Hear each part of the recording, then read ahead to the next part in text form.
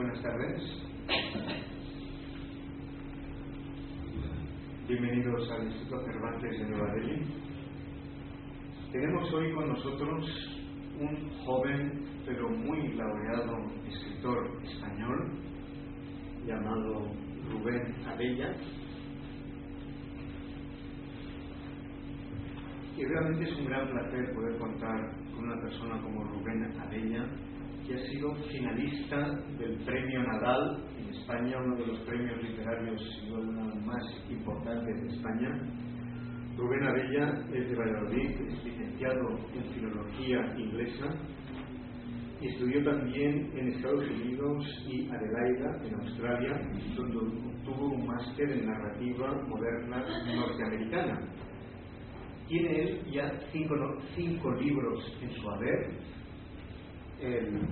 Uno de ellos es el primero, su primera novela fue La sombra del estadista, premio Torrente Ballester, y representó a España en el Festival Europeo de la Primera Novela, que se celebra anualmente en Kiel, en Alemania. Ya desde su primer libro fue saludado por la crítica como un autor que utiliza el lenguaje con concisión y transparencia, y que realmente en su primera novela se decía que remontaba su estilo a los orígenes orales del arte de narrar.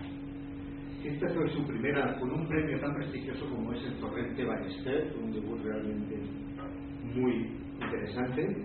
Su segundo libro es un libro totalmente distinto, en un género muy interesante, que es el género del microrelato. Es decir, el relato extraordinariamente breve, a veces con apenas unas líneas.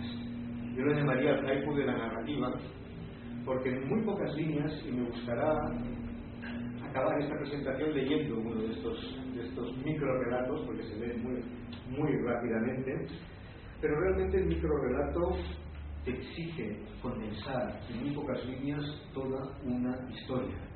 A veces estos microrelatos de Rubén Abella son realmente radiografías de un instante en la vida humana y de un instante que por muchos motivos puede ser crucial en la existencia de una persona.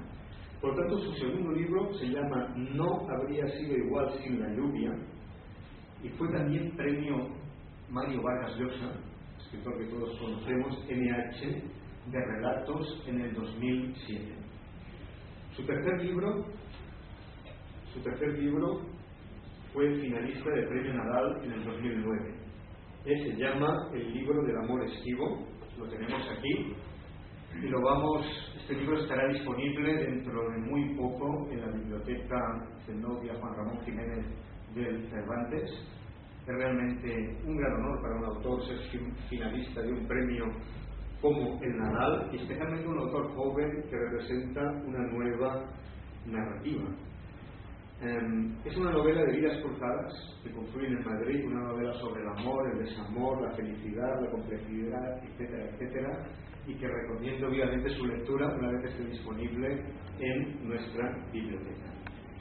El cuarto libro, que también tenemos aquí, es Los ojos de los peces, y parece que Rubén Abella le gusta pasar de las novelas largas a los microrelatos.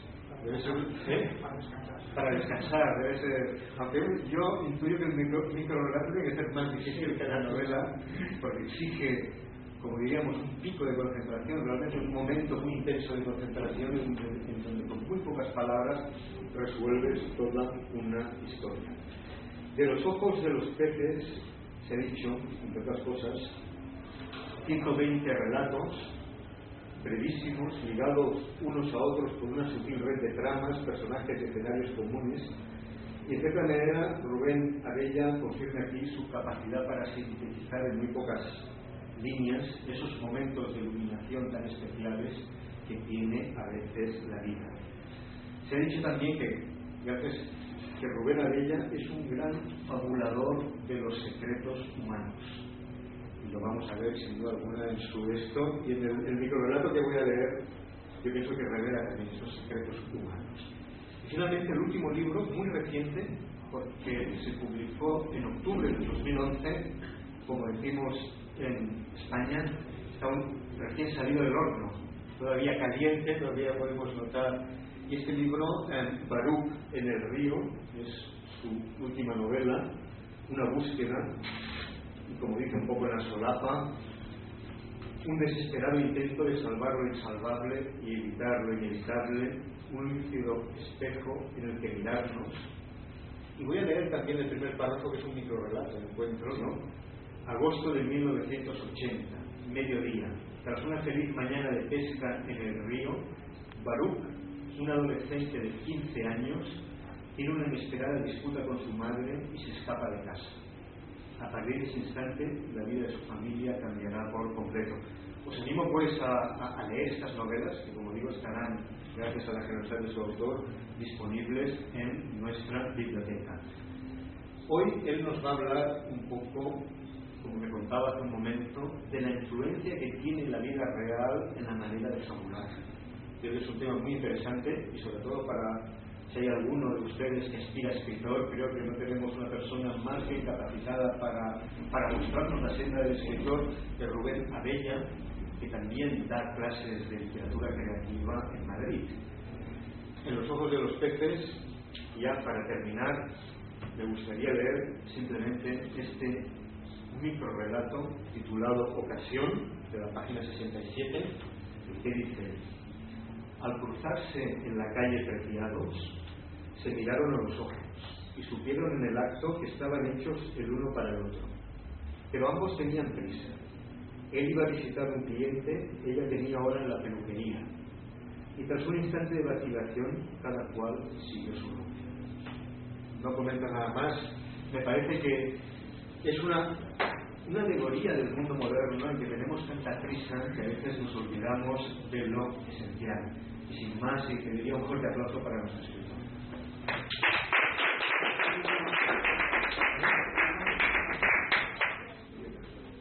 Bueno, pues yo creo que me voy a levantar, porque me encuentro aquí un poco parapetado y... El micrófono.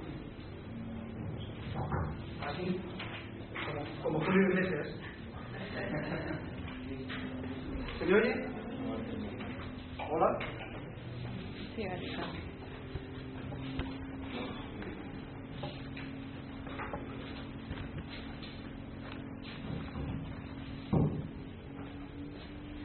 Bueno, pues muchísimas gracias para empezar a Óscar Pujol por la generosísima presentación. La verdad es que uno nunca sabe qué hacer cuando uno habla bien y uno está muy mal acostumbrado, ¿no?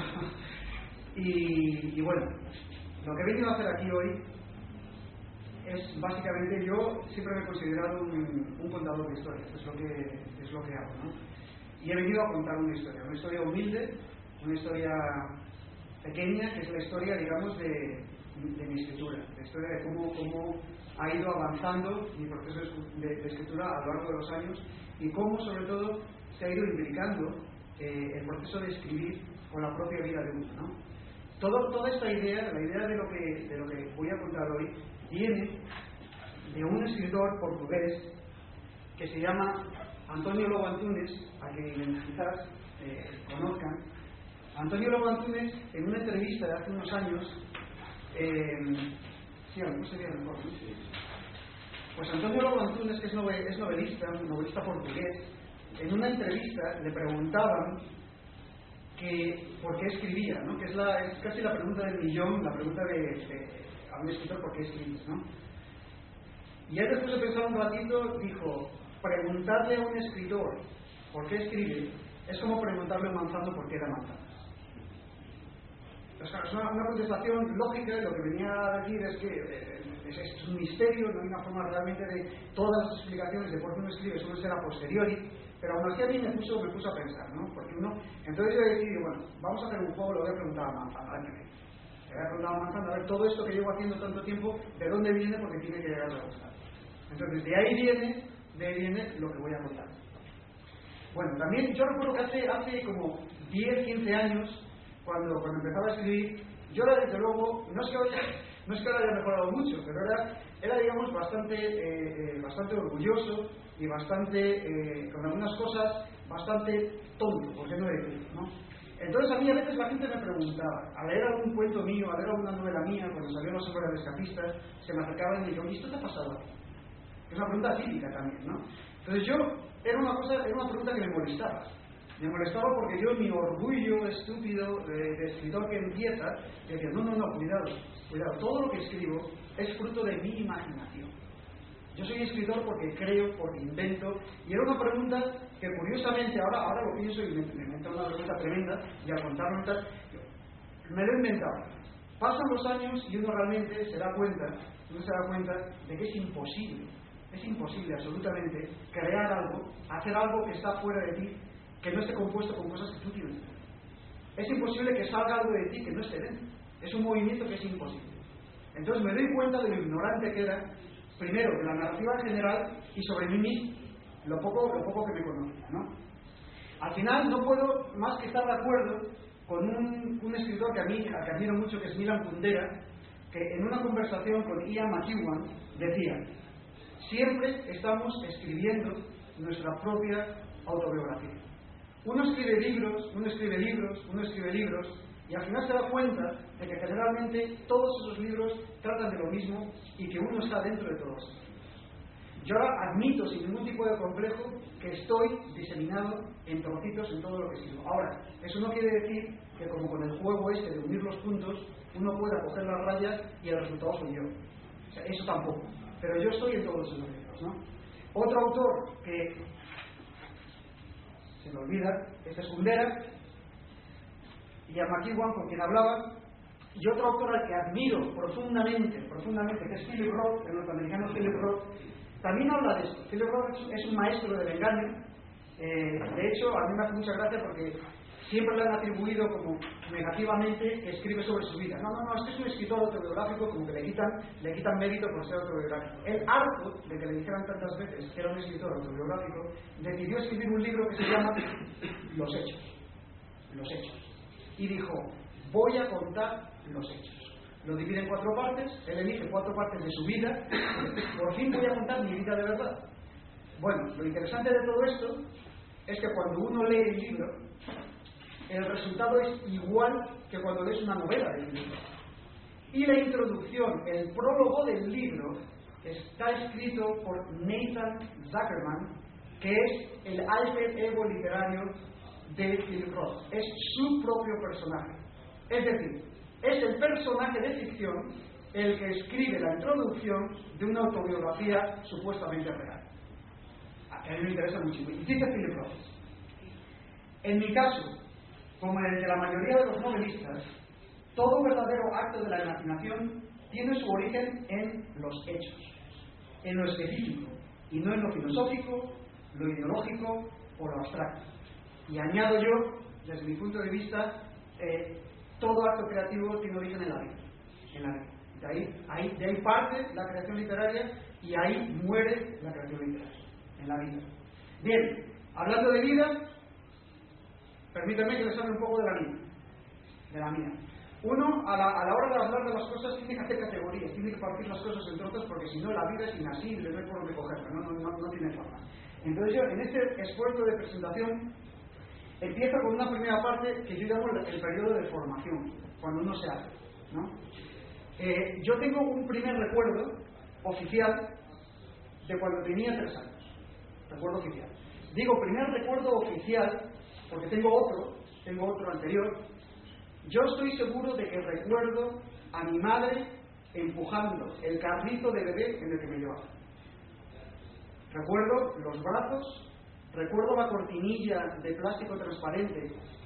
No sé si tiene la imagen de un coche de bebé, esa ventanilla que separa al niño del frío. Recuerdo la cara de mi madre. Esto se lo cuento a los amigos, me dicen sí, hombre.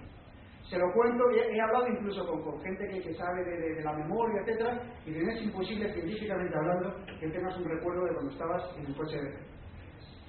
Yo no discuto. Yo sé lo que sé. ¿De acuerdo? Yo quiero pensar, y si me engaño, quiero engañarme pensando que ese es mi primer recuerdo. Pero a lo que iba, mi primer recuerdo oficial, y este que sí es constatable, porque lo he constatado con mi madre, etcétera, es en la playa de Valladolid. Valladolid es una ciudad fluvial, no tiene mar, pero tiene una pequeña playa, y recuerdo estar con un cubito para hacer castillos y estar viendo en el río, nadando a contracorriente, a una mujer que iba vestida con un bañador rojo. Iba nadando a crawl y el efecto de su nadar a contracorriente es que nadaba y no avanzaba. Entonces la tenía siempre delante de mí, moviéndose sin avanzar. Eso es lo primero que recuerdo. ¿Por qué cuento esto? Porque creo que la carrera o la vida de un escritor empieza cuando recuerda algo. Porque desde el momento en que recordamos algo, tenemos algo que contar. Creo que no existe la narración, no existe la narrativa y sin la memoria. Sin la memoria es fundamental. Y creo, y eso es un paréntesis que hago, creo que vivimos malos tiempos para la memoria, como aquella canción, malos tiempos para la lírica, creo que son malos tiempos para la memoria, ¿no? En España, no sé si ocurre en la India, hay incluso gente que presume de mala memoria, que es una cosa que me fascina, ¿no? Porque mala memoria, digo, es una desgracia que es mala memoria. Sí. Bueno, yo crecí ahí. El balcón de la derecha, este de ahí, el primero que se ve por encima de los árboles, ese era el balcón de mi casa. En esa casa yo vivía, eso es la calle Magallanes de Valladolid. La calle Magallanes de Valladolid. Ahí viví toda mi infancia, mi primera juventud, hasta que fui a la universidad, etc. Y ahí, sin ninguna duda, es donde ocurre casi todo. Casi todo. A partir de una cierta edad yo creo que ya no pasa casi nada. Y lo que pasa es nimio comparado con lo que ocurre durante la etapa familiar de la vida, la etapa de la infancia, etc. Ahí está, es donde se desarrolla la relación con tus padres, donde tienes los primeros amigos, la relación con tus hermanos, la relación con los demás. Yo llevé una vida de barrio. Vivía en un barrio pequeño de Valladolid, yo me asomaba a la ventana y veía cuando salían mis amigos a jugar, y mucho mejor, mis amigas. Yo las veía y bajaba corriendo, se empiezan las primeras relaciones sentimentales, los primeros desastres amorosos. Todo eso ocurre en la calle Magallanes, y curiosamente han pasado los años y no me puedo marchar de la calle Magallanes. He viajado por todos lados y vuelvo y siempre me encuentro escribiendo sobre la calle Magallanes, a la que cambio de nombre, a la que cambio de sitio, al final siempre acabo escribiendo de lo mismo. Bueno, otra parte muy importante es la parte del colegio. Este es mi colegio. Es el colegio en el que yo estudié, que es el Colegio San José de Valladolid. Yo en la época del colegio, yo realmente no sé cuánto aprendí. No sé si decir que aprendí mucho, aprendí poco. Yo la época del colegio, yo la defino como la época de mi vida de los días largos y las noches cortas. Porque uno madrugaba muchísimo, uno se acostaba muy tarde haciendo los deberes, y era una vida de días muy largos y noches muy cortas, ¿no? Asociado al colegio yo tengo algo fundamental a la hora de escribir, que es la lectura. Y tengo claramente divididas las lecturas infantiles que tuve y después las otras lecturas. Yo empecé a leer de muy pequeñito. Ayer en el taller, algunos de los participantes en el taller estuvisteis aquí, y hablé de la lectura, de lo importante que es leer. Yo de pequeño me lo leía todo lo que había por mi casa. No quiere decir que todo lo que leí fuera bueno, ni que me hiciera ningún bien, pero me lo leía casi todo. Recuerdo, por ejemplo, muchísimo a Sandokan. No sé si aquí habéis conocido las aventuras de Emilio Salgari de Sandokan. Era un pirata de ¿dónde era? De Indonesia. De Bengala. Es curioso porque se supone que era indio.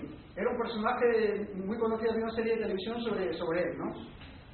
Y había libros. Enid Blyton, que es una escritora inglesa, tenía una serie de Famous Five, Los Cinco, Los Siete Secretos. Yo creo que me leí la serie completa, de Los Siete Secretos, me devoré a Enid Blyton, y curiosamente el otro día estuve en una librería en Madrid y siguen vivos los libros de Enid Blyton. Julio Verne, La Vuelta al Mundo en 80 días, Viaje al Centro de la Tierra, 20.000 leguas de viaje submarino. La Isla del Tesoro es un libro especial, absolutamente especial. ¿Por qué? Porque comparado con las lecturas descafeinadas que hay ahora para niños, esta era una lectura infantil aterradora. Había un personaje que era la maldad personificada, que quería matar a gente, que hacía perrerías a los demás, que era un tipo malo. Uno sufría leyendo. Y yo creo que es importante no solamente sacar felicidad de la lectura, sino también ver otras cosas, ¿no? Estos son personajes que para la gente de aquí los estará totalmente desconocidos. No he sido un gran lector de cómics, pero sin embargo hay dos cómics. Yo, en mi casa, íbamos a misa, los cristianos, católicos, íbamos a misa los domingos. Yo tengo dos hermanos mayores y una hermana menor. Íbamos a misa el domingo y al salir mi padre, a mi hermano mayor, le compraba un tebeo, un cómic que se llamaba El Capitán Trueno, que era estupendo. Era estupendo, eran unas aventuras, era de un caballero de la Edad Media que iba con un amigo, que tenía una novia, eran unas historias estupendas. A mi siguiente hermano le regalaban otro tebeo que era El Jabato, que era una versión, digamos, casi más españolizada, más castiza del Capitán Trueno, que también tenía una novia, que también tenía un amigo, que eran unas aventuras estupendas. Y a mí, que era el pequeño, me regalaban una Biblia, una especie de cómic de tebeillo que se llamaba El Fumbi, que era un ratón que se parecía a Mickey Mouse, pero que no llegaba a serlo. Era un cómic ridículo que a mí me enfadaba muchísimo. Entonces yo me leía siempre lo que le regalaban a mis hermanos mayores, que eran los cómics de verdad, El Capitán Trueno y el Jabato. Y llego a la universidad. La universidad es lo contrario que el colegio. La universidad es la época de los días cortos y las noches largas, por razones que todo el mundo entenderá. Hay un cambio muy importante aquí, que es el cambio de las lecturas. Uno empieza a leer de otra manera. Deja atrás todas esas aventuras maravillosas y entra en lecturas en las que no solamente interviene lo que ocurre, sino que interviene también la mente. ¿No? Y se va conformando. Yo en esa edad recuerdo lecturas que a mí me marcaron absolutamente. Una es Bajo las ruedas, de Hermann Hesse. La leí durante una convalecencia, una enfermedad que tuve cuando era pequeño. La leí de un tirón, y es una novela que me ha dejado marcada. Esta es mi novela favorita. Es la madre de todas las novelas, que es Pedro Páramo, de Juan Rufo. Es un autor mexicano. Murió en los años, principios de los 80, creo, finales de los 70. Es una novela que nos contiene a todos. Nos contiene a ustedes, me contiene a mí. Está todo metido dentro de esa novela. Gabriel García Márquez, que es bastante conocido aquí. Pero la novela que en mi historia personal marca el punto en el que dejo de ser un simple lector y empiezo a leer como un escritor, es una novela de William Faulkner, norteamericano, que se llama Mientras agoniza. As I Lay Dying, que es el título original en inglés. Recuerdo perfectamente las circunstancias de su lectura. Recuerdo que la leí en la habitación de mi hermana. ¿Por qué? Porque era la única habitación de la casa que tenía moqueta y te podías tumbar en el suelo y leías cómodo. Entonces me tumbaba boca abajo y había una colección de premios Nobel en mi casa que tenía una encuadernación de plástico azul horripilante, una encuadernación antipática. El libro lo cogías y como que te hacía daño cogerlo. Lo abrí al tuntún, lo abrí al azar. Podría haber abierto por Jacinto Benavente, que es o por Echegaray, que es un desastroso premio Nobel. Tuve la suerte de abrirlo por esta novela de William Faulkner. Y empecé a leer en español, era una traducción en español. Empecé a leer, no entendía nada. No entendía lo que estaba pasando, no entendía la trama, no entendía por qué estaba escuchando las voces de los personajes, y sin embargo me quedé fascinado. Fue un golpe absoluto. Y pensé, uno puede hacer esto con las palabras. No me hace falta ni entenderlo. La sensación que estaba teniendo al leerlo, las cosas que reverberaban en mi cabeza sin entender la trama, eran tan potentes que yo, en mi inocencia, dije, yo quiero hacer esto. Y ese es el camino que emprendí entonces. El camino es el camino hacia la conmoción. El camino hacia la conmoción a través de la palabra. Que es un camino que nunca se acaba. Hay gente que lo lamenta, yo estoy contento de que sea así. Nunca llegar. Yo soy consciente de que nunca voy a llegar a donde quiero llegar. Y de que voy a vivir toda mi vida en el camino, sin llegar a eso.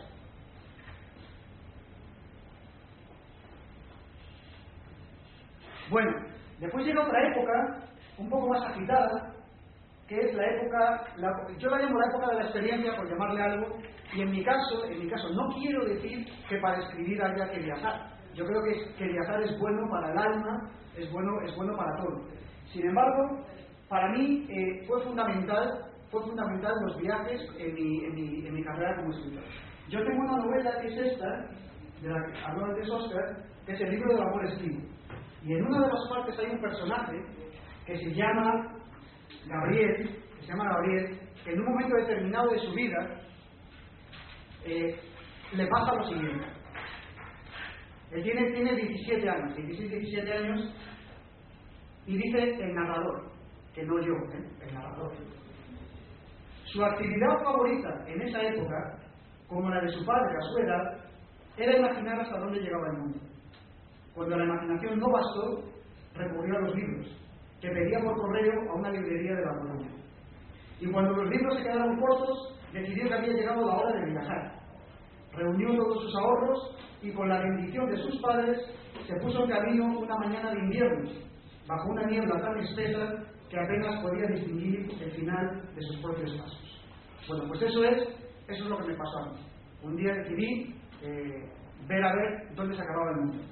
Entonces empezó unos años de mucho movimiento externo y mucho movimiento interno.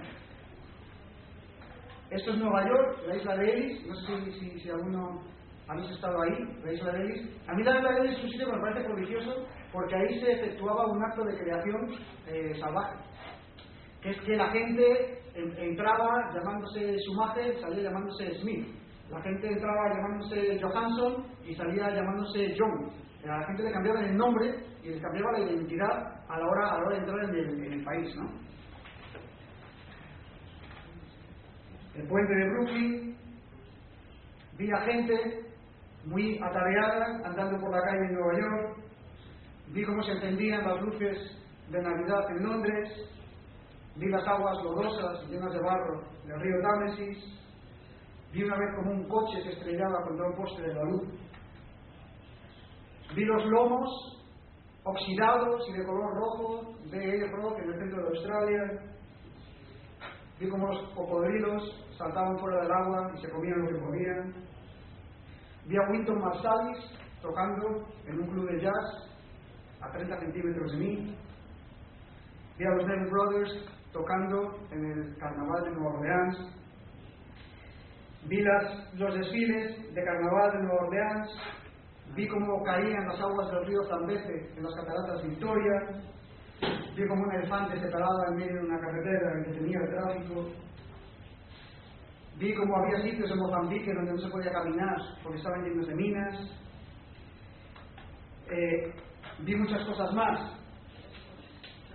Estuve en Accra, en Dar es Salaam, en Tegucigalpa, en La Paz, en Copenhague, Manila, en Auckland, en Marrakech, en La Habana, en Nueva Delhi,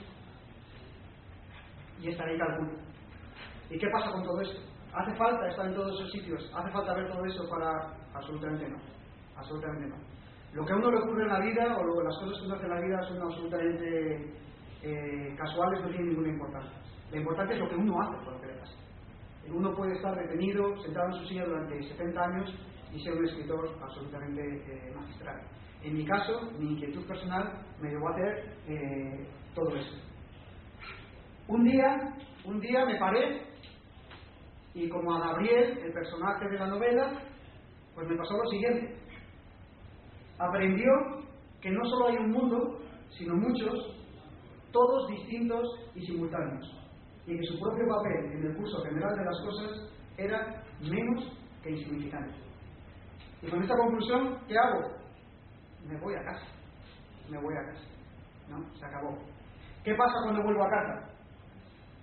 Se produce lo que yo llamo el periodo de síntesis, que es que todo este revuelto, estas cosas que uno ha visto, las cosas que uno ha vivido, las cosas que uno ha leído, las cosas que uno ha empezado a escribir, todo esto de repente es como una tormenta y pones un embudo y la cosa se empieza a dirigir. ¿Y qué es lo que ocurre? Que empieza a escribir. Toda esta confusión decido que quiero ordenarla a través de las palabras y a través de la ficción. Y así empiezo a escribir. Y de ahí viene mi primera novela, que es La sombra del escapista, que es de un hombre cuyo atributo principal es su absolutamente magistral capacidad para engañar a los demás. Es un viajero, es un vendedor ambulante que hace magia y que engaña a todo el mundo y del que, sin embargo, todo el mundo está enamorado. Y ahí empieza un tema recurrente en toda mi narrativa, que es el tema de las falsas apariencias, que es el tema del bluff. Como lo que vemos nunca es lo que parece, lo que no vemos es siempre más grande y mucho más importante que lo que vemos, y es una línea temática que es un poco como un Guadiana, un río que entra y sale a lo largo de toda mi narrativa. Después vino un libro que se llama No habría sido igual sin la lluvia, que es un libro que empezó con imágenes. Empezó con imágenes de Cuba y empecé a escribir cuentos que tenían por relación o que venían inspirados por las imágenes. Y escribí algo que yo no sabía que existía. Yo escribí unos relatos muy cortitos y después me enteré de que existía un género narrativo que se llamaba microrelato y que yo estaba escribiendo microrelatos. A mí me pareció bien. A mí se me llame microrelato, microcuento, me da exactamente igual. La novela tiene sus grandes virtudes, te da sus enormes alegrías, tiene también su parte mala. Por ejemplo, escribir una novela es un trabajo físicamente muy duro y mentalmente peor. Eso el lector no tiene por qué saberlo, no debe saberlo, ¿no? Si se entera de eso es que estás escribiendo mal, no se tiene que notar. Lo que lees, lo que escribes se tiene que leer con facilidad, con placer, etcétera, ¿no? El microrelato, por otro lado, tiene también sus grandes alegrías y sus grandes placeres. El microrelato tiene el placer de la condensación y sobre todo de la elipsis, de a través de 2 palabras, de 3 palabras, contar una historia enorme. Yo el microrelato lo asocio con dos cosas. Una es personal y otra es menos personal. La cosa personal, aquí no se celebran los Reyes Magos, ¿no? Los Reyes Magos. Pero ¿sabéis lo que son los Reyes Magos? Los Reyes Magos es una festividad que se celebra el 6 de enero y tradicionalmente eran unos sabios que venían de Oriente que visitaron a Jesucristo el día que nació. Bueno, ahora la fiesta, en lo que se ha convertido, digamos, a nivel popular, es que la familia se hace regalos ese día. Entonces, el día 6 es un día grande, porque te hacen regalos. Y si eres un niño, es un día enorme, porque te hacen muchos regalos. Entonces, en mi casa, yo tengo 2 hermanos y una hermana. La noche del 5 de enero nos metíamos todos en un cuarto a dormir, porque claro, nosotros teníamos fe en que eran los Reyes Magos los que venían, no los padres. Eso es muy importante, está la fe del niño. Entonces nos metíamos en un cuarto, no dormíamos, porque a la mañana siguiente nos iban a dar los regalos, no dormíamos, a las 5 de la mañana íbamos al dormitorio de nuestros padres, les tirábamos del pijama, y mi padre, de mala gana, se levantaba y nos llevaba a la puerta del salón. El salón es donde estaban los regalos, pero la puerta estaba cerrada. Mi padre se ponía, parece que lo estoy viendo, en pijama, con el pelo revuelto por el sueño, abría un poquito la puerta para dejarnos ver y cerraba. Nosotros intentábamos mirar. Volvía a abrir y volvía a cerrar. Y lo hacía durante un ratito. Nosotros nos volvía locos, porque nosotros lo que queríamos era ver lo que había dentro. Hasta que al final ya abría la puerta y veíamos los regalos apilados y venía pues la celebración. Para mí eso es microrelato. Pero sin que se abra la puerta de todo. El microrelato es mi padre abriendo una rendija que me deja ver la esquina de una caja y el resto lo imaginario. Ese es el microrelato. Ese es el microrelato que a mí me interesa. Unas palabras que te abren una rendija, que te abren un mundo. Y para mí ese es el microrelato exitoso. Es lo que busco yo al escribir los microrelatos. Después lo asocio también con un crítico de arte, también escritor, que se llama John Berger, que a lo mejor suena. Es un crítico de arte que habla de la fotografía, y él dice que una fotografía buena, o que la calidad de una fotografía depende, claro, está hablando de una fotografía narrativa, depende de la cantidad de información que el que mira la fotografía puede suponer o imaginar de lo que ocurrió antes y después del momento que está retratado. De manera que si tú al ver una fotografía eres capaz de inventarte una historia que va años atrás y que acaba años después, eso es un pedazo de fotografía, porque tiene reverberación, tiene eco, va más allá de la propia imagen. Y para mí eso también es un microrelato. Es un texto mínimo que va mucho más allá de sí mismo, que reverbera mucho más allá de sí mismo. Y esto crea equívocos, porque hay mucha gente que piensa que con escribir una cosa cortita ya se ha escrito un microrelato y no es así, ¿no? Bueno, voy a leer un microrelato de este libro, de No habría sido igual sin la lluvia, que se titula Londres. Y dice así: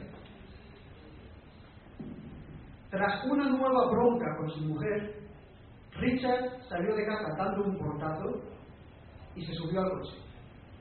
Esta vez acabó, se dijo, con la voz enronquecida de tanto gritar. Condujo a toda velocidad, espoleado por el desencanto. Cerca de Ilford, vio un todoterreno estrellado contra un poste de la luz.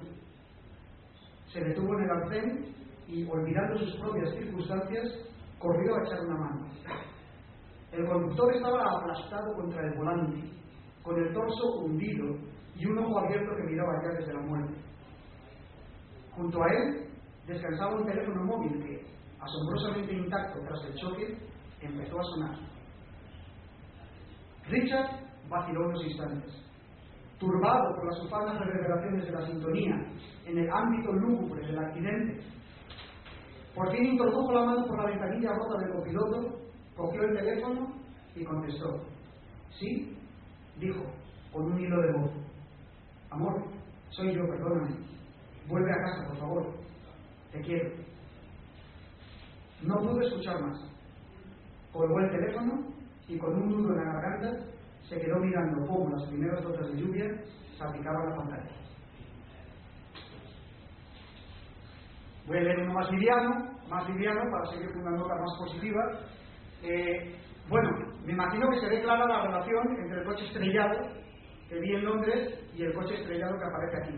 Las cosas que a uno le pasan aparecen en los lugares más insospechados cuando se pone a escribir, en los más insospechados. Y lo mismo con el siguiente cuento, que está sacado de No habría sido igual sin la lluvia, que dice así. Es muy cortito, este es muy breve. El cartel lo decía bien claro. No ponga su vida en peligro. Grandes cocodrilos habitan estas aguas. Prohibido bañarse. Mantenga a los niños alejados de la orilla. Pero los 3 excursionistas llevaban horas caminando y ya no soportaban el calor.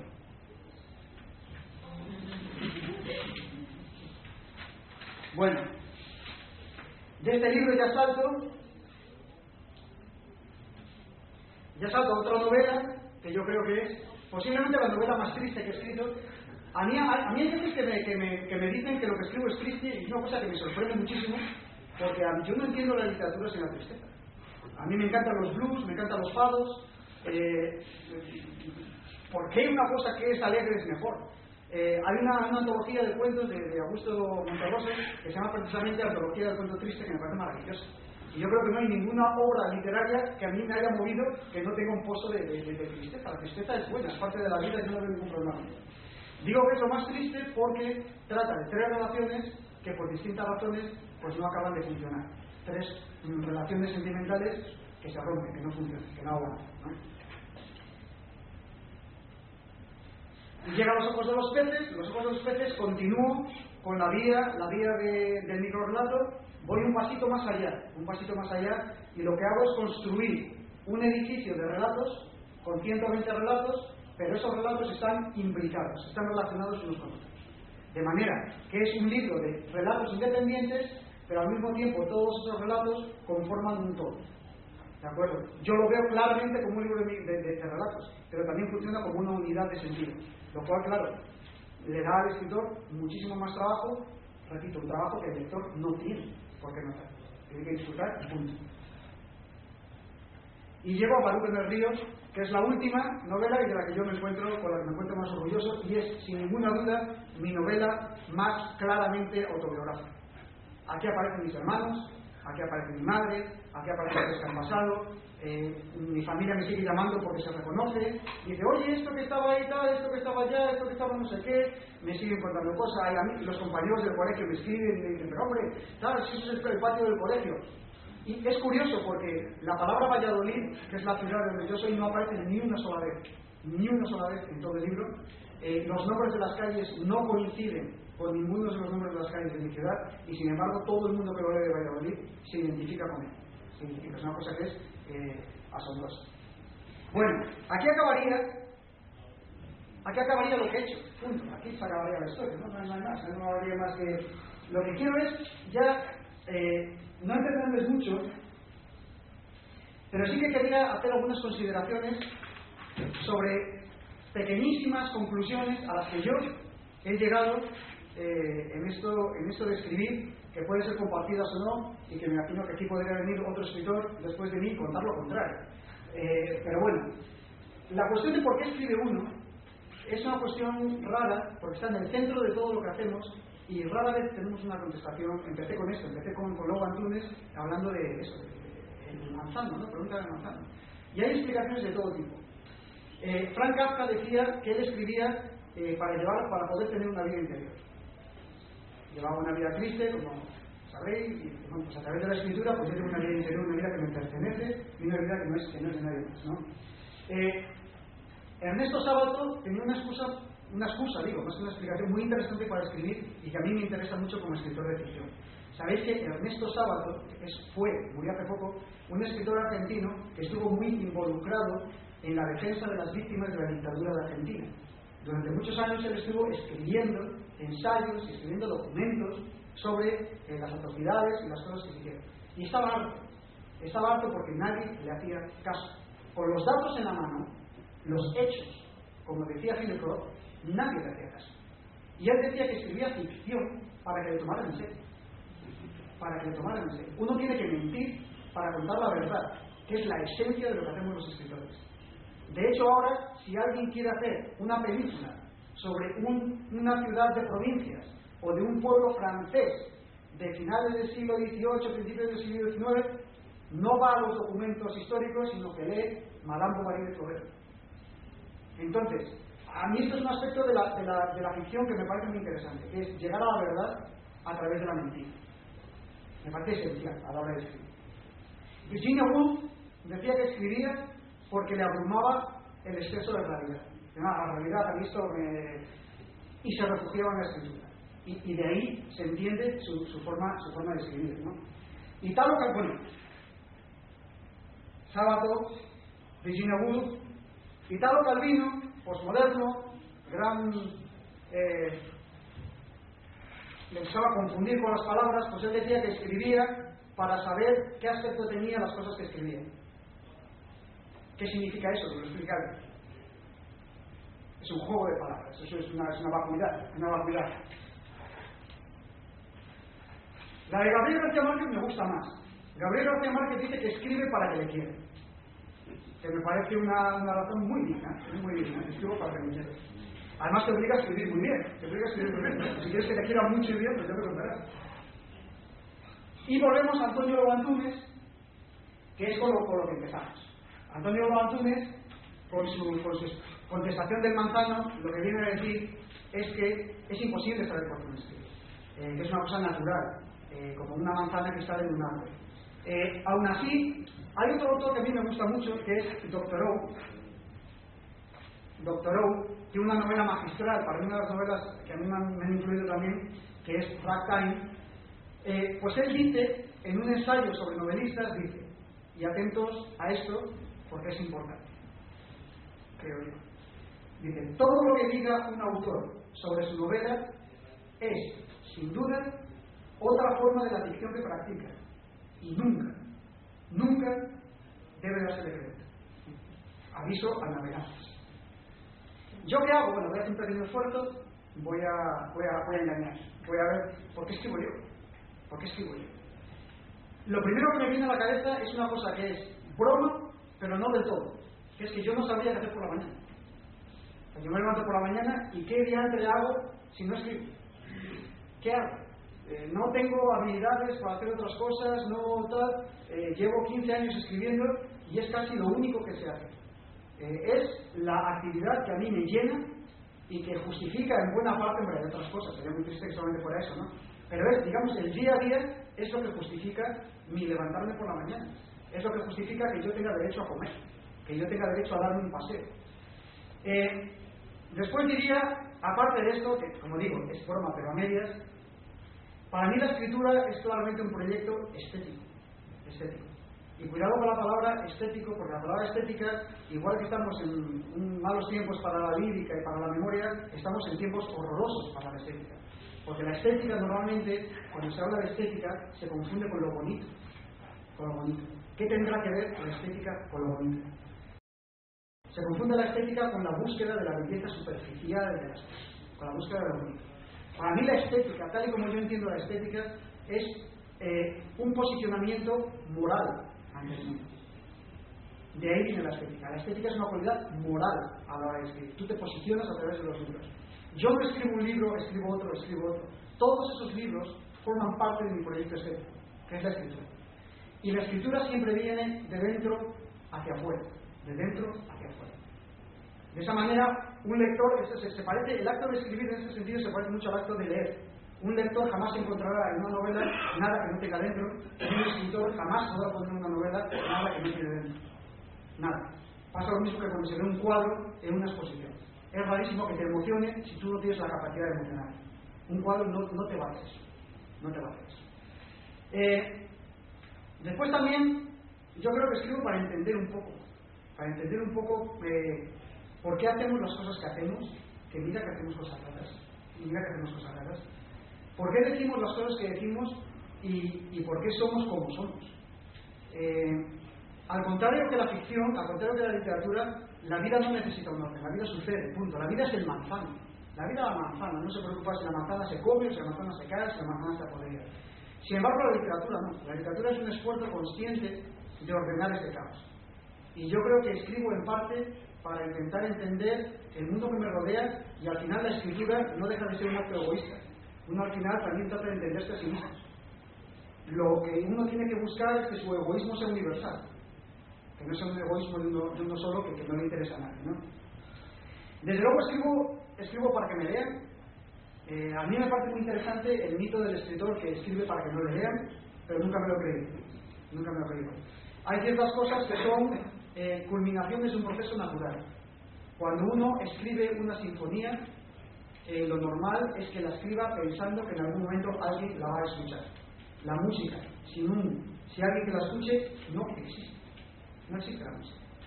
Se supone que si alguien pinta un cuadro, pensará que alguien lo va a disfrutar. Y el final lógico del proceso creativo en la escritura es que alguien te lea. Eso no quita para que no haya, y los hay y los ha habido, ejemplos de artistas y de creadores que realmente, sinceramente, no querían que los leyeran. Pero eso es como el crimen perfecto. ¿Existe el crimen perfecto? Claro que sí. ¿Quién lo ha cometido? No lo sabemos, por eso es perfecto. ¿Existen escritores que han dejado obra que jamás leeremos? Sí. Porque en un momento determinado dijeron, lo voy a quemar, y desapareció. Lo que no me creo es que un escritor, antes de morirse, le diga a un amigo, oye, voy a meter todo lo que tengo en un baúl, no lo publiques cuando me muera. Eso es lo que no me creo. ¿De acuerdo? Sí que me creo que hay escritores que no hayan morido, pues porque lo habrán destruido. Pero desde el momento en que lo escribes y lo dejas, incluso en un diario, tiene en el fondo de la mente la idea de que hay un lector. Para empezar, el primer lector eres tú. Alguien tiene que leer eso. Y segundo, yo creo que va más allá de la intención de que todo el mundo que escribe un diario al final quiere que alguien lo acabe leyendo. No quiero decir que en el momento que lo está escribiendo, pero si hay una anécdota muy buena de Paul Auster. Paul Auster, el escritor norteamericano, él lo cuenta como autobiográfico, y él cuenta cómo se separó de su mujer. Y estaba un día con su mujer leyendo tranquilamente en el salón de su casa, y la mujer le dice, Paul, ¿puedes subir a por mis gafas, que me las he dejado en el dormitorio? Entonces Paul, obedientemente, sube a las escaleras y encuentra las gafas de su mujer encima del diario abierto de su mujer. Entonces se acerca, coge las gafas y casi sin querer mira, ¿y qué pone en el diario? No quiero a mi marido, este matrimonio lleva años siendo una farsa. Paul Auster coge las gafas, baja, le da las gafas a su mujer y se marcha. Ahí se separa. Eso lo cuenta él, a saber después, pero eso lo cuenta en Asalto de Mata, que se supone que es un libro autobiográfico. ¿Alguien se puede creer que su mujer estaba escribiendo ese diario para ella? que estas gafas estaban ahí puestas es un caso extremo de lo que es un diario, pero bueno, me estoy yendo de la cosa de la escritura. Bien. Otra cosa que para mí es importante es lo que dije antes, que la escritura va de dentro hacia afuera, nunca de fuera hacia adentro. Y después que la escritura es metáfora. La escritura es metáfora. Nos pasamos la vida escribiendo de cosas que significan otra cosa. Diciendo las cosas sin decir lo que es. Creando símbolos. Desde el momento en que la propia palabra es un símbolo, de que la palabra mesa no es una mesa, sino unos palos que representan el concepto mesa, a partir de ahí cualquier cosa que escribamos va a ser necesariamente una metáfora. Escribir es duda para mí, escribir es dudar. Yo llevo años instalado en la duda. Ahora lo llevo mejor que antes. Yo creo que sufre más la gente que está contigo que tú al final, con esta duda. Esta especie de incertidumbre. A mí me asusta y cada vez más la gente que está segura de todo. Una cosa que me produce un terror absoluto. Alguien que nunca duda, a mí me pone los pelos de punta. Tampoco me parece que sea buena la duda paralizante. No, dudo, me pongo el zapato o me pongo una bota. Me pongo el zapato y al final no sales a la calle y sales descalzo. Tampoco es eso. Pero una cierta flexibilidad, una cierta duda, que sí, eso es así, pero ¿y qué pasa si es así?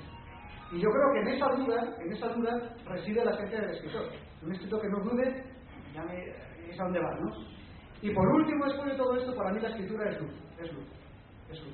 Al final, cuando tú escribes una frase que resuena como tiene que resonar, cuando tú escribes un párrafo que dice lo que quieres decir, y ya cuento, cuando escribes una historia que se parece en algo a la historia que tú tenías en la cabeza, ahí se enciende una luz que para mí es incomparable. Una luz, hay otras luces en la vida que son igual de cegadoras, igual de maravillosas, pero que son distintas de esta luz. Y esta luz pertenece a la luz de la creación. Suena como muy grande, pero es así. Me imagino que le pasa a los pintores, que le pasa a los artistas, a todo el mundo que hace arte, ¿no? Y me voy acercando ya al final. Hay un escritor que también admiro mucho. Estoy haciendo esto muy mal porque estoy dejando aquí. Bueno, hay un escritor que a mí, al que admiro también mucho, que es Anton Chekhov, al que también le preguntaban constantemente por su escritura, qué hacía, qué no hacía, qué tal. Y él en una carta a un amigo, a Dmitri Grigorovich, en 1888, le dice algo que para mí ha sido la Biblia desde que lo leí. Y le dice: carezco de una firme visión política, religiosa y filosófica del mundo. Cambia cada mes. Así que tendré que limitarme a describir cómo mis personajes aman, se casan, tienen hijos y cómo aman. Para mí eso es la escritura. Todo lo demás ocupa un segundo, tercero y a veces ni siquiera ocupa un lugar. Visto desde el punto de vista de Chekhov, vuelvo a lo que decía al principio. Escribir es contar historias. Hay otros escritores más intelectuales, más dados a la abstracción, escritores de ideas, escritores de tesis. Hay todo tipo de escritores. Para mí escribir es contar historias. Termino, voy acabando. Otra cosa que también suelen preguntar a los escritores es: ¿cuál es el papel del escritor? Es una pregunta que a mí siempre me ha fascinado. ¿Cuál es el papel del escritor? ¿Por qué tiene que tener un papel el escritor? ¿Cuál es la responsabilidad también, la función de un escritor? ¿Por qué un escritor tiene que tener una responsabilidad? ¿Por qué tiene que tener una función? ¿Por qué un escritor tiene que arreglar nada?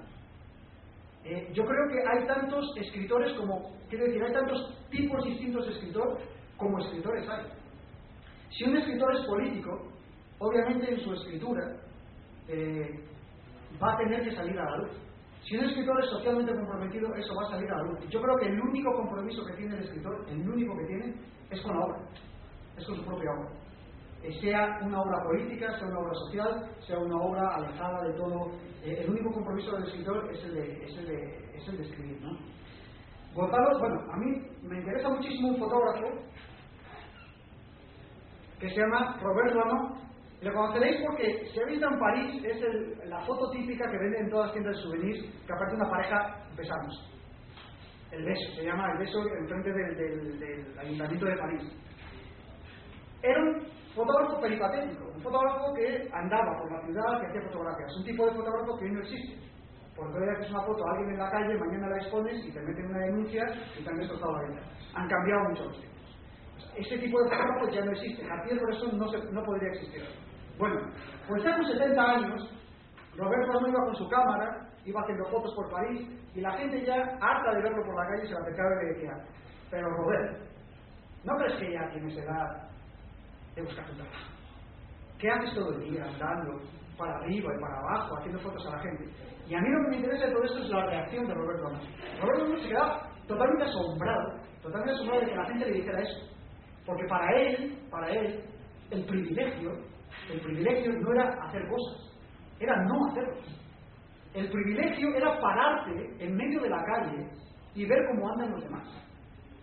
Si vamos conduciendo un coche y vamos en una autopista y vamos a la misma velocidad que todo el mundo, no somos conscientes de la velocidad que llevamos. Para saber a qué velocidad vamos, uno tiene que pararse y mirar. Y yo creo, y es a lo que me voy acercando, yo creo que si el escritor tiene alguna función, tiene la función de ser el observador, de ser ese fotógrafo como Brasón que se para en medio de la calle y mira, de ser ese caminante que se pasa en la cafetera y mira pasar los coches. El que es capaz de apartarse del ruido y desde una cierta distancia observar lo que ocurre. Otro escritor que me gusta mucho, Torrente Ballester, decía una frase maravillosa, que es que el escritor es aquella persona que es capaz de ver al mismo tiempo las dos caras de la luna. De ver al mismo tiempo las dos caras de la luna. Es una frase hermosísima que con eso valdría, con eso se acabó la charla. Se acabó, no hay más. Y termino con una cita de Sándor Márai. Sándor Márai es un escritor húngaro que se está reflotando ahora en España porque durante la guerra pues, fue muy maltratado, tuvo que emigrar a Estados Unidos y está ahora reflotando su obra. Y tiene una novela que se llama El último encuentro, y hay una frase maravillosa, que es la siguiente. Dice: uno siempre conoce la verdad, la otra verdad, la verdad oculta tras las apariencias, tras las máscaras, tras las distintas situaciones que nos presenta la vida. Dice Sándor Márai. En definitiva, yo si tuviera que decir cuál es el papel del escritor, sería una combinación de Roberto Asnó y Sándor Márai. Es decir, el escritor lo que tiene que hacer tiene que ser esa persona que es capaz de pararse mientras los demás lo mueven, y la verdad a la que aludía Sándor Márai, decir esa verdad en voz alta a través de las mentiras que se inventan. Y para mí esa sería, en definitiva, la función del escritor, y es en la batalla en la que llevo muchos años metido, y en la batalla en la que, si Dios quiere, pues seguiré hasta el final de mis días. Con esto no tengo más que darle las gracias y un aplauso.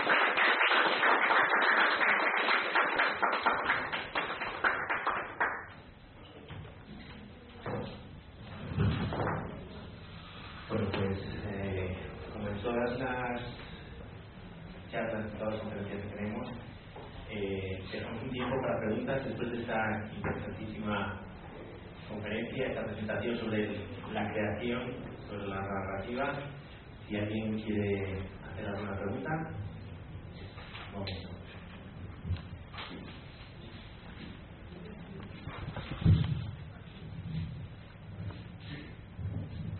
Hola. Nos dijiste una frase, como así, las cosas que son importantes no se puede ver. Si entendemos bien en la frase.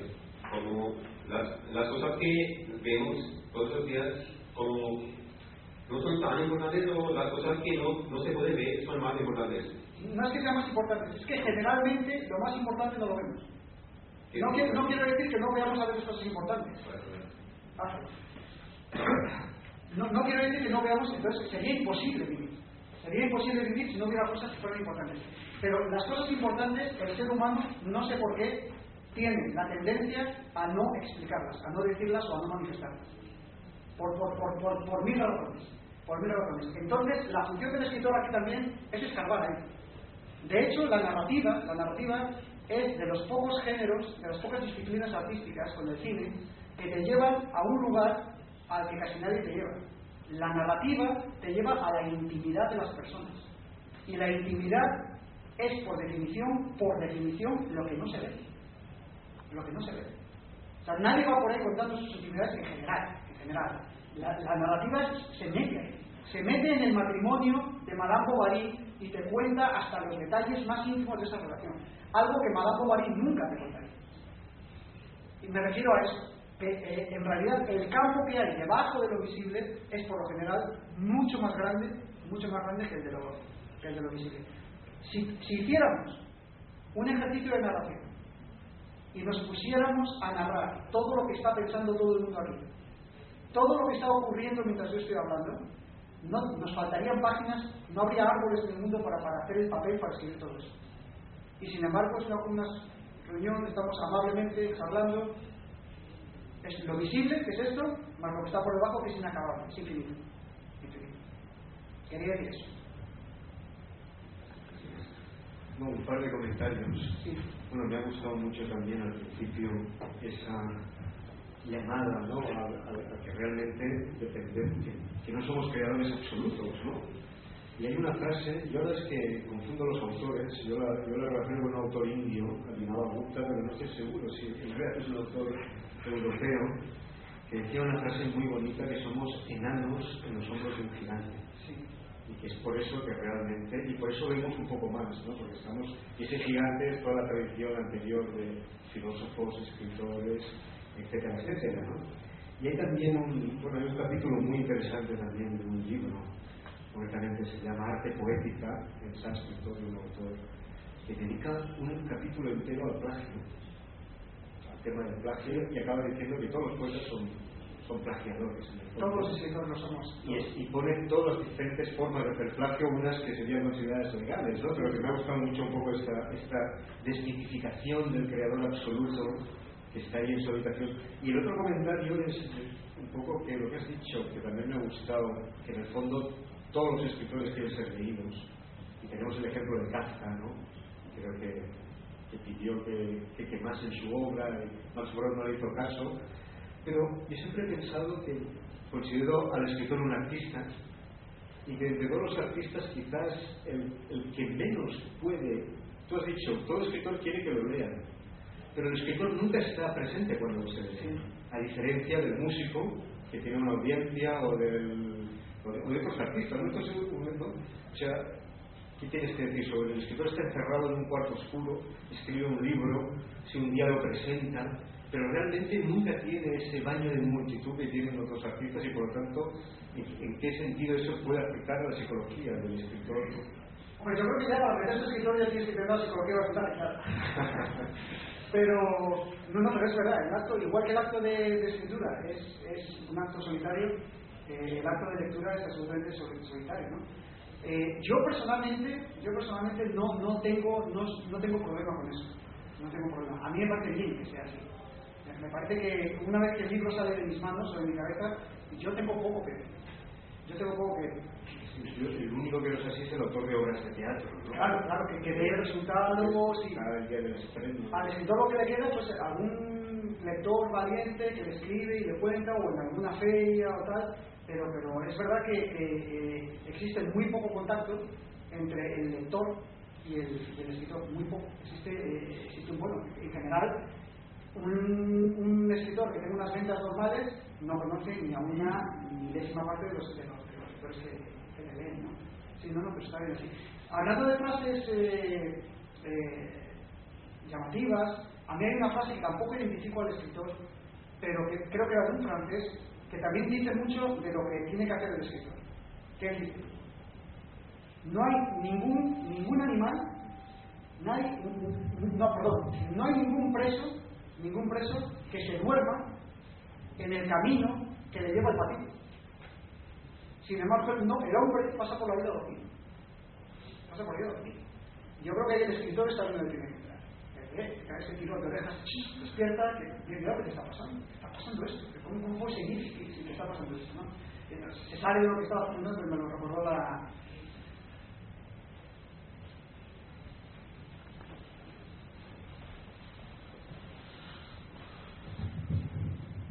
Hola.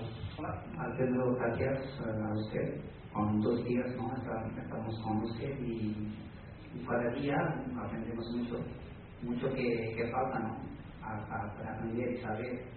Y me gustaría saber algunos escritores o poetas Algunos se escriban sobre propia vida, sobre cualquier cosa que ocurre en cada vida, pero algunos prefieren esconder cosas, quieren explicar sobre qué piensan en la memoria y cosas. ¿Y usted qué piensa al escribir, antes de escribir, qué es importante? ¿Esconder cosas sobre propia vida o explicar cosas? Eso es lo mismo que decía antes, eso depende del escritor. Hay escritores que se exponen más. Yo personalmente no me expongo nada. O sea, es imposible saber cómo es mi carácter. A lo mejor sí tiene una boda. Pues sí, pero vamos a mirar. Esto lo vamos a comprobar. A lo mejor estoy hablando desde la perspectiva de yo, lo que yo pienso de vivir, que está claro y el que está equivocado soy yo. Bueno, yo quiero pensar que es difícil. Hay muchas cosas de mí, pero como digo, es muy difícil componerme a mí. Hay autores que son mucho más, digamos en ese sentido, mucho más exhibicionistas, que dicen... Porque después de leer de cosas, ¿no? de historias, y queríamos saber sobre el escritor, pero no encontramos nada. Claro. Eso quiere decir, ¿no? Sí, no es así. Es decir, yo hago un esfuerzo constante de que no se sepa nada, quiere decir, que se sepa lo que yo creo que se tiene que saber. Lo que he escrito, lo que he hecho, pero mi vida personal es mi vida personal, si te refieres a eso. Entonces, mi intención siempre ha sido, yo toda mi vida he luchado porque mi mano izquierda no sepa lo que hace la derecha. Y ahora llega la gente por Facebook y me pregunta y me pide que escriba qué desayuno por las mañanas. Y eso no tiene sentido. No tiene sentido. Sería una contradicción absoluta. A nadie le interesa lo que yo he desayunado, a nadie le interesa, o yo creo que no interesa. ¿Es eso cierto? ¿Cuál? No, yo pienso que un escritor, cuando alguien, yo pienso que no es tanto lo que desayuna, sino cómo tú lo cuentas. Claro. Eso Claro, es una narración. Y si eso fuera la así... gente decide a un escritor, pues, dígame qué desayuno, yo pienso que lo que ves es cómo lo va a contar. Claro, pero ¿qué es lo que pasa ahí? Yo también lo entiendo. Es muchísimo trabajo. O sea, uno se pasa el día escribiendo y de repente vas a empezar a contar en tiempo real lo que estás haciendo. Y a mí me resulta un acto de exhibicionismo que por carácter, yo no estoy diciendo que cada uno es muy libre de hacer lo que quiera, a mí no me sale. O sea, no me sale contar, tal. Entonces, las biografías que aparecen de mí, las cosas, son los datos básicos, qué es lo que hago, qué es lo que he hecho, pero no se dice cosas de mí, y mi intención por ahora es mantenerlo así porque creo que no tiene ningún tipo de beneficio para mí. Porque algunas veces no podemos encontrar sobre el escritor atrás de cosas que él ha escrito. Claro. Pero ¿qué es lo que queréis saber? No. ¿Es importante o no? Que hay que comer para ser escritor. Claro. ¿Con quién está casado? ¿Qué es lo que da?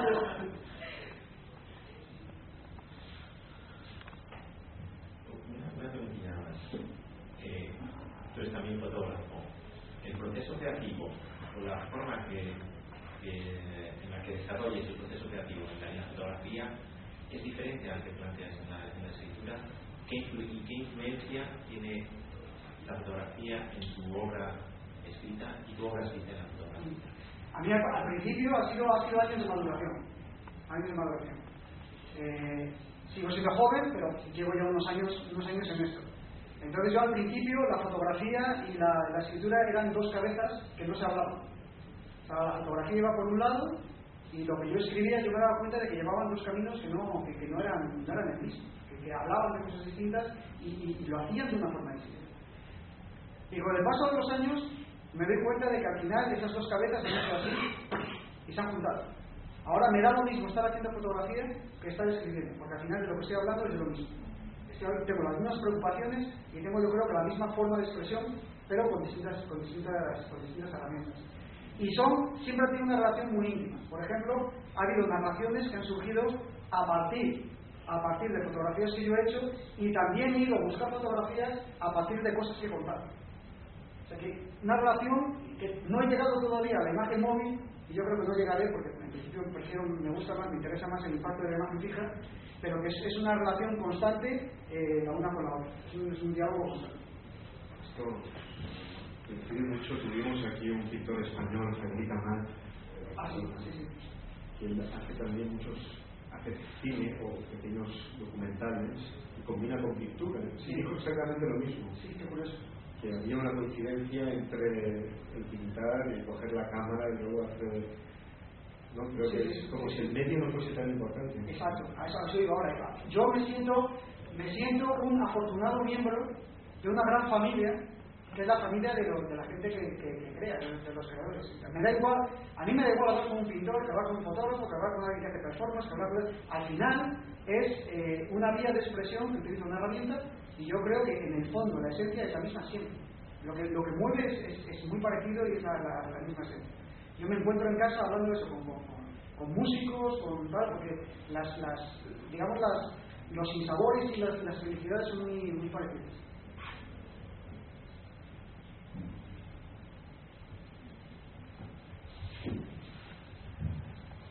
And sometimes you spoke about light when you were describing it. At some point you spoke about light when you were explaining either the process of how you write or it's a part of it. Can you just elaborate a bit on that? Okay. ¿Contesto en inglés o en español? Como quieras. ¿En español? En español. Te van a traducir como tú prefieras. Pues te van a traducir ya para no dejarlo en español. Para mí la luz es algo fundamental en mi vida. La luz en distintas formas. Yo siempre me he considerado una persona más de luz que de sombra. Desde las cosas más banales, como por ejemplo el clima, yo me encuentro mucho más feliz, mucho más contento en climas luminosos que en climas oscuros. Y para mí la luz es la recompensa de la escritura. Y la luz tiene que ver con la idea que yo tengo de la verdad. Para mí, ¿qué es la verdad? No es tener razón.